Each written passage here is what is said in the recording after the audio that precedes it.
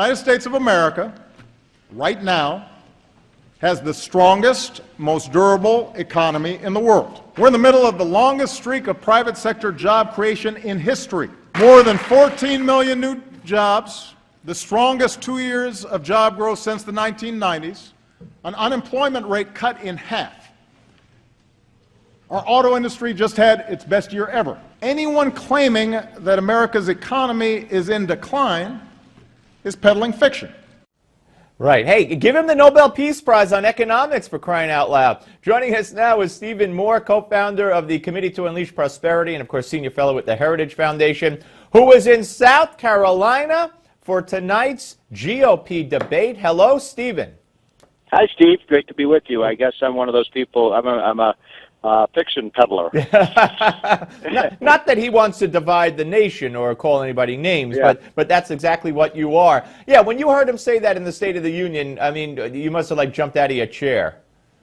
There was one line, before I answer that, there was one line where I almost did fall out of my chair, and that was when President Obama took credit for the $2 gasoline.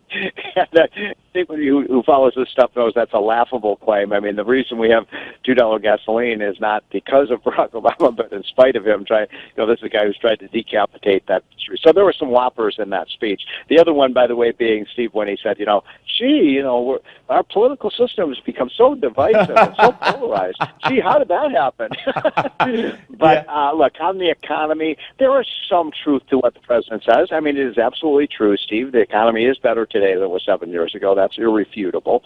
It is true, we have created jobs. The problem is some of these statistics he uses just are not credible. So is there anyone who really believes the unemployment rate is 5%? If you count long-term unemployed people, folks, it's 10%, not 5%, and most Americans know that. He didn't mention the fact that Americans haven't had a wage increase in 10 years. That's a big deal. It's one of the reasons people are feeling so cranky and uneasy. Here's the other thing, Steve. And you can go back and read that text. I read it again today. He spoke for almost an hour, and he never mentioned the two words national debt. Right. Yeah, that's absolutely true. Which is, by the way, $18.9 trillion now. It was $10 trillion when he came into office. Yep. Yeah, he also never mentioned the word guns, which is pretty amazing as well. But that's another part of the issue. All right, so let's talk about the debate. You must be very excited, a couple of hours away from it. And, of course, we'll have special coverage here on Newsmax television after the debate. But so what do you expect tonight? I mean, do you expect Trump to go after Cruz on his eligibility? Do you expect them to coalesce and go after Trump? Do you expect the questions to be tough? This is Fox Business, after all. What do you expect from the moderators in particular? That's a great question. So first of all, Trump is right now the big front runner. He's not falling in the polls. He's way up there at, on the fourth floor, and everybody else is on the first or second floor. If these guys are taking victory seriously, they're going to have to knock him down. They're going to have to go after him.